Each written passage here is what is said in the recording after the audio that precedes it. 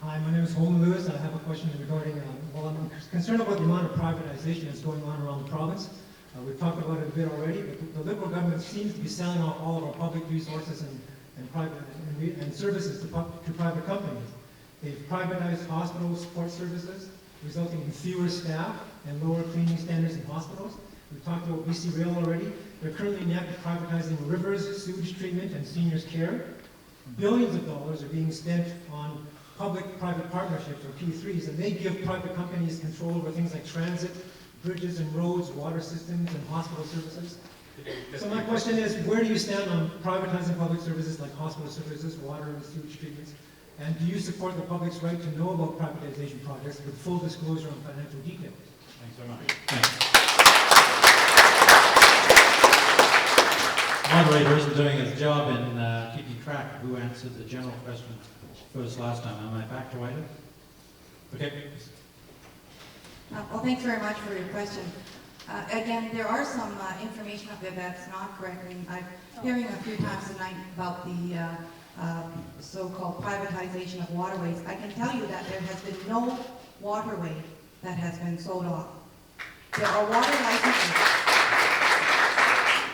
There are, in fact, water rental licenses, and what that means is that the province receives funds for rental, just as you all know how rentals work, and at the end of the day, if these leases that have been put out there and the investments have been made on a number of these projects, those assets that have been invested in by those investors, those assets return back to the Crown.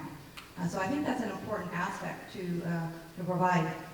With regards to private-public partnerships, the P3s has been indicated, we have said that where there are projects where public funds are expended to $50 million, that it was important to put those projects through a lens to find out whether or not we can transfer risk, whether we can save taxpayers' dollars. Just because it goes through the lens does not mean it will be, in fact, a P3 project in the end.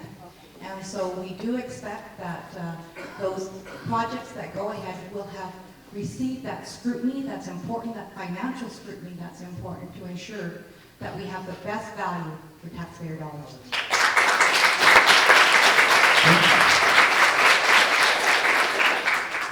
I don't feel comfortable condemning all privatization because every case is different.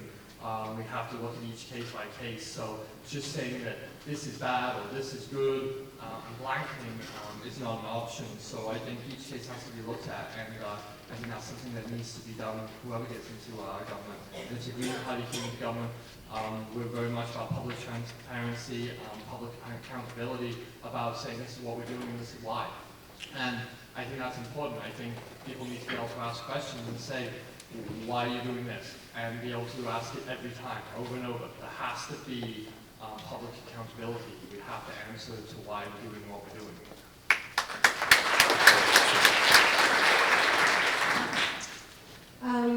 It's problematic about the water rentals because of the North American Free Trade Agreement. The North American Free Trade Agreement says that if we sell one drop of bulk water over the border, we can never stop again or restrict the amount that we sell again. So it's a very, very dangerous road to go down. I am disinclined with such sacred trusts as water, healthcare, and public education to go anywhere near privatization for one simple reason. There's a loss of transparency. And these things are the platform that we stand our society and our economy on. They have to be strong. I want to now go to the unhappy subject of the result of the P3s, and that is that about the time that I was working at the Office of the Auditor General demanded that the deferred obligations that the government was accruing be accounted for somehow. They just kind of disappeared. And the Auditor General demanded that they be accounted for. So a page was created called the Public Accounts Deficit.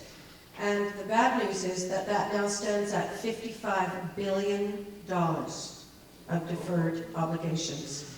Now, of those, $31 billion are for hydro and run-of-river contracts, because hydro has no choice but to buy run-of-river power at 12 cents per kilowatt hour. 14 billion are for transportation P3 projects and 5 billion for health P3s. So you always pay. And this is the biggest debt in BC's history, and it wasn't on the books, and here it is. If anybody's interested, you can take a look at Vaughn Palmer's article on it. Folks, we have a mountain to climb, and we should have known about this sooner.